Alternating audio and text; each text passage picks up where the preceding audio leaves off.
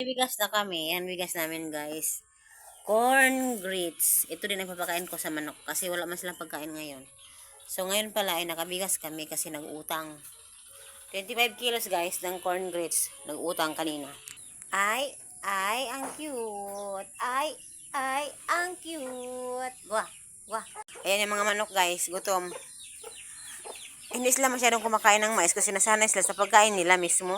Wala silang choice. Wala tayong pambili ng ano ngayon. Pambili ng...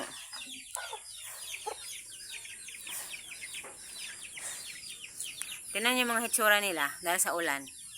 At nagbabakbakan sila, guys. Alam nyo yung nagbabakbakan sila? Oh, daming sugat-sugat. Oh, yan. Kahapon pulang-pula yan. Ngayon, hindi na masyado. Oh, aray! Nanunuka. Ayan. Doon pa, oh, nagtatago na yon. Kasi nga, ano sila? Oh, ay, nasugatan na naman. Nagbabakbakan na naman to ngayon. So, ilan ito sila? Ano nangyari sa inyo?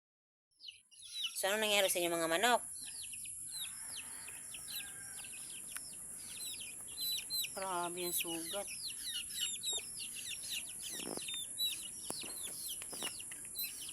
Yan, kain. Huwag mag-inarte. Nandun yung iba, oh, may sariling mundo. Ayaw dito kumain sa nanay nila. Tatlo yung nandoon, tatlo. 4, 5, 6, 7, 8, 9. Oh, sakto lang. 9 lang sila. Wala talaga, guys. Kaya na malaki yung baha dyan. At ito ang paligid, guys.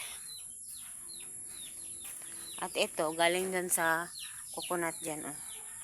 Ito, ano to? Yang coconut buko. So, masarap itong hala, ito pala basag. Masarap itong mabukas. Kakainin ba, guys? Sarap ito. Kaya yung paligid namin. After ng ulan. Oh, hindi na naman sila mga pasniya. Thank you for watching.